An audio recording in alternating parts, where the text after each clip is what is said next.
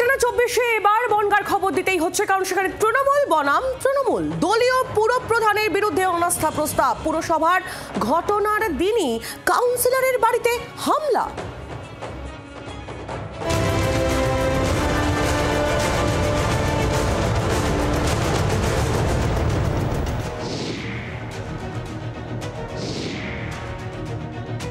বনগাঁ পুরসভার 2 নম্বর ওয়ার্ড। পড়ে রয়েছে মদের বোতল, ভাঙা ইট, ভাঙা হয়েছে এলাকার সিসিটিভিও। অভিযোগ, মঙ্গলবার রাতে ওই ওয়ার্ডে তৃণমূল কাউন্সিলর শিখা ঘোষের বাড়িতে হামলা চালায় একদল দুষ্কৃতী। মত্ত অবস্থায় বাইকে চড়ে এসে দুষ্কৃতীরা হামলা চালায় বলে অভিযোগ। ওরা এসেছে, সে অজস্র খিস্তিকে ওর মেরে চলে গেছে। দেখেন কিভাবে ভাঙচুর করেছে। আমার বাড়ির সামনে ক্যামেরা, দেখেন ক্যামেরাটাও ভেঙে দিয়েছে। ভয় পাচ্ছি, ভয় পাবো না। দেখেন আপনারাই দেখেন কি করে গেছে, আমরা কিভাবে বাস করছি। আমরা কিন্তু কোনো ঝুট ঝামেলা যাই না। দলীয় কাউন্সিলরের বাড়িতে হামলার পিছনে তৃণমূলের গোষ্ঠীদ্বন্দ্ব রয়েছে বলে অভিযোগ। জানা গিয়েছে, বুধবার বনগাঁ তৃণমূল জেলা পার্টি অফিসে পুরপ্রধান গোপাল শেঠের বিরুদ্ধে অনাস্থা প্রস্তাবের জন্য কাউন্সিলরদের নিয়ে বৈঠক হয়। বৈঠকে অনাস্থা পত্রে সই না করে বেরিয়ে আসেন 5 কাউন্সিলর। এরপরই 5 কাউন্সিলরের বাড়িতে পর হামলা চালানো হয় বলে অভিযোগ।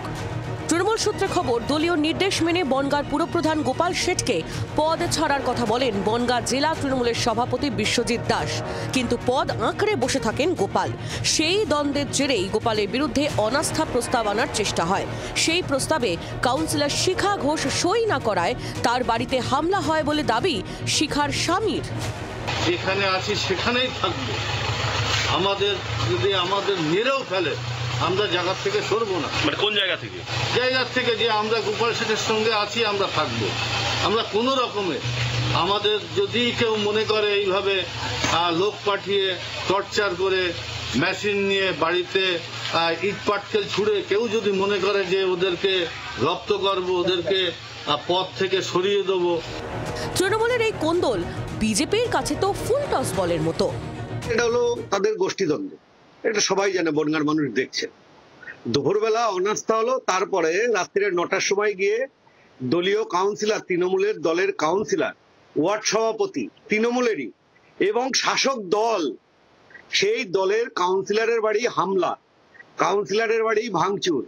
এবং আমি ভিডিওর মধ্যে দেখলাম যে কাউন্সিলর এবং কাউন্সিলরের স্বামী অর্থাৎ ওয়ার্ড সভাপতি, তাদের অসহায় অবস্থা। তারা নিজেরাই বলছে যে আমরা শাসক দলে আছি, আমাদের বাড়ি হামলা করছে। 26-এর ভোটের আগে এই কোন্দল দলের পক্ষে যে খুব একটা ভালো বিজ্ঞাপন নয়, তৃণমূল নেতারাও সেটা নিশ্চয়ই বুঝতে পারছেন।